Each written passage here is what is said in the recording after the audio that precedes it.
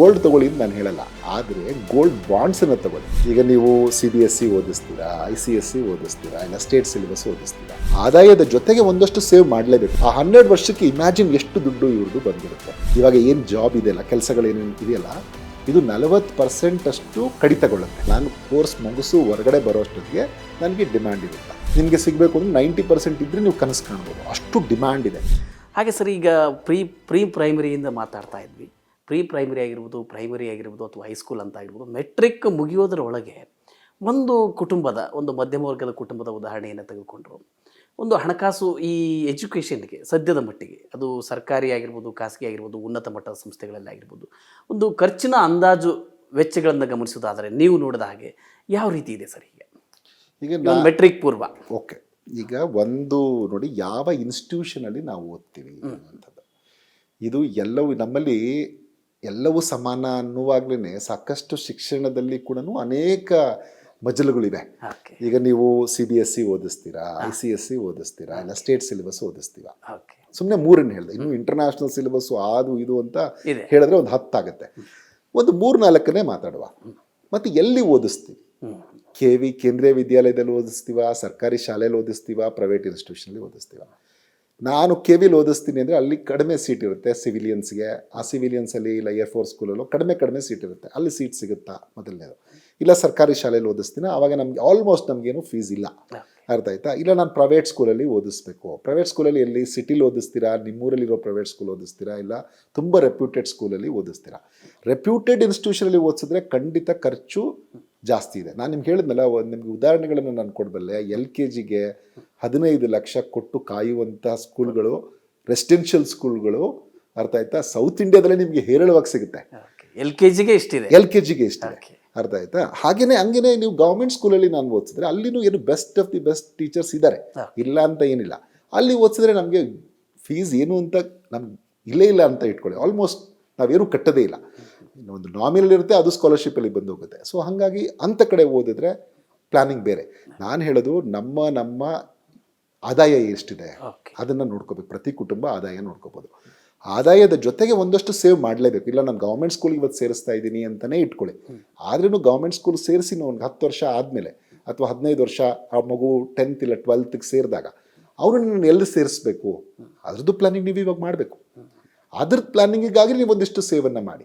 ಆ ಉಳಿತಾಯವನ್ನು ಮಾಡುವಾಗ ನಾನು ಅನೇಕ ಸರಿ ಇದನ್ನು ಹೇಳ್ತಿರ್ತೀನಿ. ಇಲ್ಲ ನನಗೆ ಬರೀ 10,000 ರೂಪಾಯಿ ಉಳಿಸ್ತೀನಿ ಅಂತ ಒಂದು ಮಧ್ಯಮ ವರ್ಗ ಹೇಳ್ಬೋದು. ನೀವು 10,000 10 ವರ್ಷ ಉಳಿಸಿದ್ರು ಎಷ್ಟಾಗುತ್ತೆ?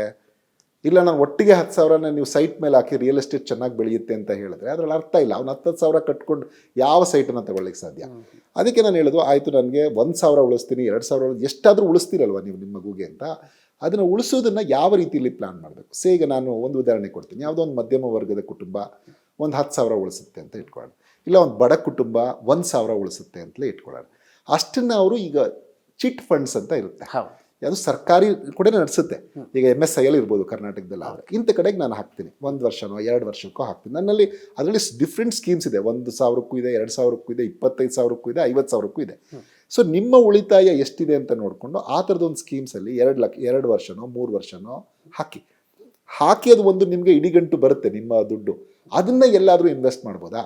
ಅದನ್ನು ವಾಪಸ್ ತಗೊಳ್ಳಿ. ಅದನ್ನು ತೆಗೆದು ಈಗ ನಾವು ಗೋಲ್ಡ್ ತಗೊಳ್ಳಿ ಅಂತ ನಾನು ಹೇಳಲ್ಲ, ಆದರೆ ಗೋಲ್ಡ್ ಬಾಂಡ್ಸನ್ನು ತಗೊಳ್ಳಿ. ಅದಕ್ಕೂ ನಿಮ್ಗೆ ಕಡಿಮೆ ಮೊತ್ತದಲ್ಲಿ ಗೋಲ್ಡ್ ಬಾಂಡ್ಸ್ ತಗೋಬೋದು. ಸರ್ಕಾರ ಅದಕ್ಕೂ ಅವಕಾಶ ಮಾಡಿಕೊಟ್ಟಿದೆ. ಅದು ಪೇಪರಲ್ಲಿ ನಿಮಗೆ ನಮ್ದು ಇಷ್ಟು ಗೋಲ್ಡ್ ಇದೆ ಅಂತ ನಿಮಗೊಂದು ಇದು ಕೊಟ್ಟಿರ್ತಾರೆ, ನೀವು ಇಷ್ಟು ಕೊಂಡ್ಕೊಂಡಿದ್ದೀರಾ ಅಂತ. ಈಗ 2 ವರ್ಷ ನಾನು ಇಷ್ಟು ಕೂಡಿಟ್ಟಿನ್ಕಾಯ್ತು, ಅಷ್ಟನ್ನು ತಗೊಳ್ಳಿ, ಅಷ್ಟನ್ನು ತಗೊಂಡು ಇಟ್ಕೊಳ್ಳಿ. ಅದನ್ನು ತಗೊಂಡು ಮತ್ತೆ ನೀವು ಶುರು ಮಾಡಿ. MSILಲ್ಲಿ ಏನಾಗ್ತದೆ ಅದು ಇನ್ನೂ 2 ವರ್ಷ ಈ ಥರದ ಒಂದು ಚಿಟ್ ಫಂಡಲ್ಲೋ ಮತ್ತೊಂದರಲ್ಲೋ ಇನ್ವೆಸ್ಟ್ ಮಾಡಿ ಅದನ್ನ ಹಂಗೆ ಮುಂದುವರಿಸಿ. ಇದು ಈಗಾಗಲೇ ನಿಮ್ಗೆ ಬರ್ತಾ ಇರೋದೆ. Market rate actually gold bonds ಮೇಲೆ ಹಾಕಿದ್ರೆ ಏನು ಅಡ್ವಾಂಟೇಜ್ ಇದೆ ಅಂದರೆ, ಈಗ ಇನ್ನೇನು ಕೆಲವೇ ವರ್ಷಗಳಲ್ಲಿ 2 ಲಕ್ಷ ರೂಪಾಯಿ 10 ಗ್ರಾಮ್ ಚಿನ್ನ ಆಗುತ್ತೆ ಅಂತ ಹೇಳಿ ಎಲ್ಲ ಅನಲಿಸ್ಟ್ಗಳು ಹೇಳ್ತಾ ಇದ್ದಾರೆ. ಸೊ ಅವ್ರ ಮಗು ಇವಾಗ 1ನೇ ಕ್ಲಾಸಲ್ಲಿದ್ದು ಅದು 10th 12th ಪಾಸ್ ಆಗೋ ಅಷ್ಟೊತ್ತಿಗೆ ಆಯಿತಾ, ಮಿನಿಮಮ್ ಅವ್ರಿಗೆ ಈಗ 1ನೇ ಕ್ಲಾಸಲ್ಲಿದ್ದರೆ 10 ವರ್ಷ ಬೇಕು, 10th 12th ಪಾಸ್ ಆಗೋಕ್ಕೆ 12 ವರ್ಷ ಬೇಕು. ಆ 12 ವರ್ಷಕ್ಕೆ ಇಮ್ಯಾಜಿನ್ ಎಷ್ಟು ದುಡ್ಡು ಇವ್ರದ್ದು ಬಂದಿರುತ್ತೆ. ಒಂದು ಹಂತಕ್ಕೆ ಇಲ್ಲ ನಾವು ಕಲೆಕ್ಟ್ ಮಾಡಿದ್ದೀವಿ ಅಂತಂದರೆ ಯು ಕ್ಯಾನ್ ಅವರು ಒಂದು ಯಾವುದೋ ಒಂದು ಸೇಫ್ ಆಗಿರುವಂಥ ರಿಯಲ್ ಎಸ್ಟೇಟಲ್ಲಿ ಕೂಡ ಈಗ ಸುಮಾರು ಜನ ಡಾಕ್ಯುಮೆಂಟ್ಸ್ ಪಕ್ಕಾ ಇರುವಂಥ ಕಡೆನೂ ಮಾಡ್ತಿರ್ತಾರೆ. ಹೊರಗಡೆ ಔಟ್ಸ್ಕರ್ಟ್ಸಲ್ಲಿ ಹೋಗಿ ಇನ್ವೆಸ್ಟ್ ಮಾಡಿರ್ಬೋದು.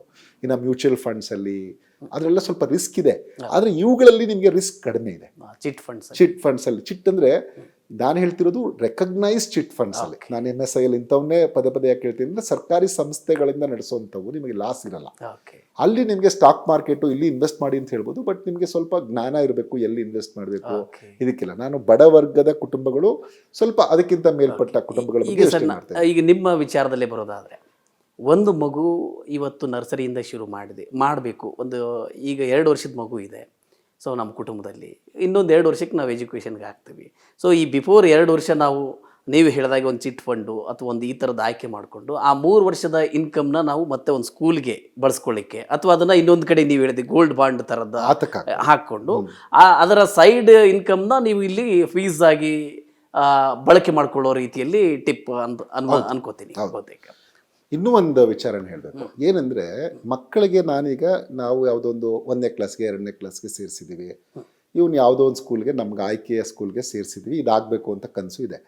ಅದರ ಜೊತೆಗೆ ಆ ವಿದ್ಯಾರ್ಥಿಗೆ ನೀವು ಸಪ್ಲಿಮೆಂಟ್ರಿ ಎಜುಕೇಷನ್ ಏನಾದ್ರು ಕೊಡೋಕ್ಕಾಗತ್ತಾ ನೋಡಿ. ನಿಮ್ಮ ಮನೆ ಹತ್ರ ಏನಿದೆ ಅದನ್ನು ಗಮನಿಸಿ. ಈಗ ನಿಮ್ಮ ಮನೆ ಹತ್ರನೇ ಕರಾಟೆ ಇರ್ಬೋದು, ಇಲ್ಲ ಅಂತಂದರೆ ಅಲ್ಲಿ ಒಂದು ಭರತನಾಟ್ಯಂ ಇದಿರ್ಬೋದು, ಕುಚಿಪುಡಿ ಡ್ಯಾನ್ಸ್ ಹೇಳ್ಕೊಡ್ತಾ ಇರ್ಬೋದು, ಇಲ್ಲ ಜಾನಪದ ಹಾಡು, ಶಾಸ್ತ್ರೀಯ ಸಂಗೀತನೂ ಏನಿದೆ ನೋಡಿ. ಅದಕ್ಕೂ ಒಂದೊಂದು ಸೈಡಲ್ಲಿ ಆ ಸಪ್ಲಿಮೆಂಟ್ರಿ ಎಜುಕೇಷನನ್ನು ಆ ಮಗುಗೆ ಕೊಡ್ತಾ ಇರಿ.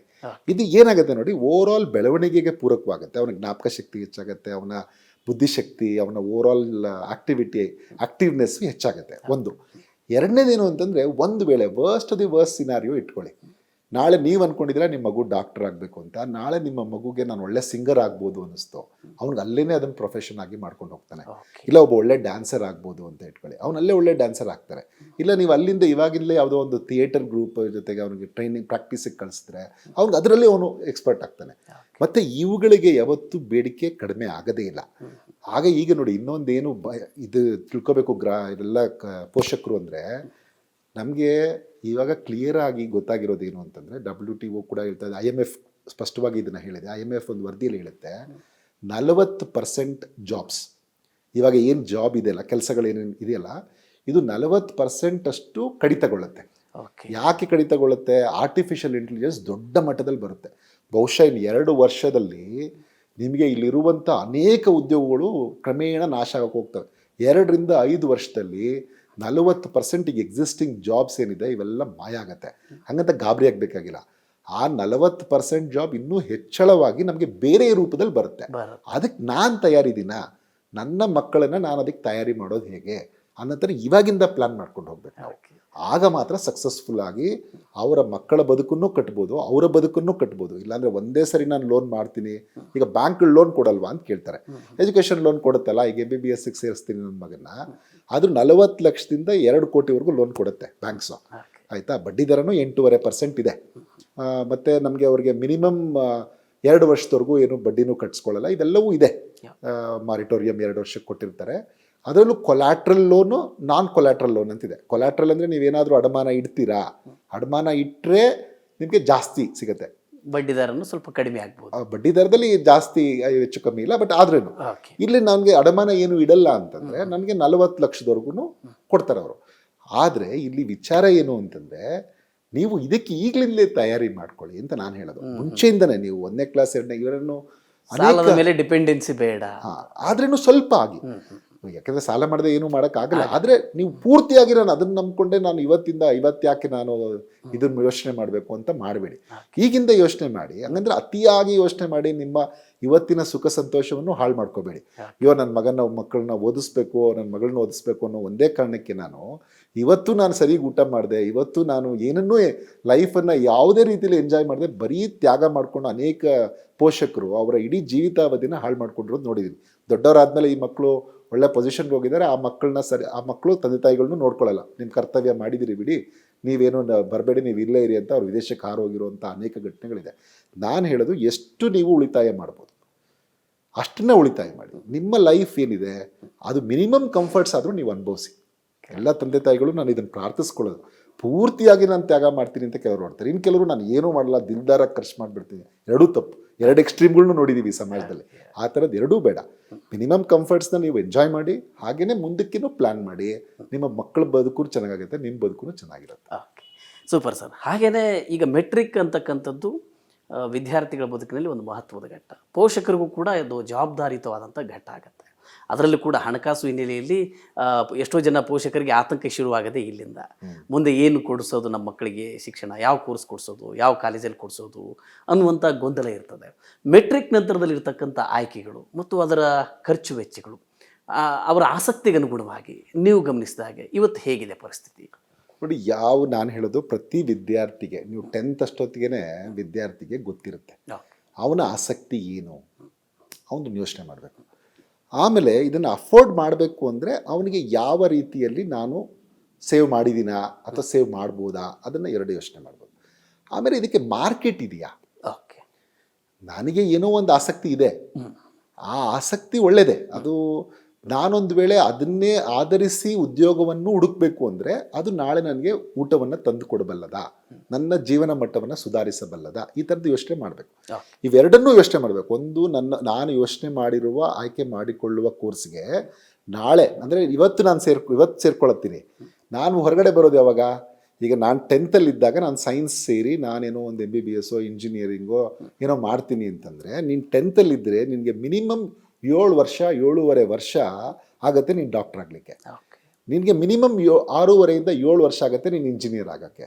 ಇನ್ನು ಮ್ಯಾನೇಜ್ಮೆಂಟಲ್ಲಿ ನೀನು ಏನಾದ್ರು ನಾನು MBA ಮಾಡ್ತೀನಿ ಅಂತಂದರೆ ಇನ್ನೊಂದು 1.5 ವರ್ಷ ಆ್ಯಡ್ ಮಾಡಿ 8.5 9 ವರ್ಷ ಆಗುತ್ತೆ.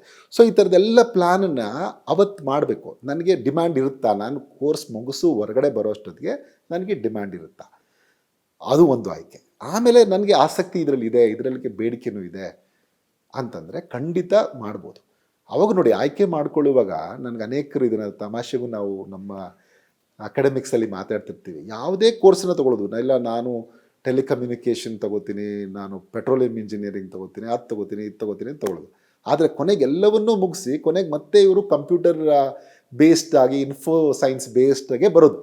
ಅದು ಹಂಗಾಗಬಾರ್ದು. ನನಗೆ ಆಸಕ್ತಿ ಯಾವುದಿದೆಯೋ ಅದರಲ್ಲಿ ನಾನು ಪರಿಣಿತಿಯನ್ನು ಸರಿಯಾಗಿ ಪಡೆದ್ರೆ ನಾನು ಇಲ್ಲಿಗೆ ಬರಬೇಕಾಗಿಲ್ಲ.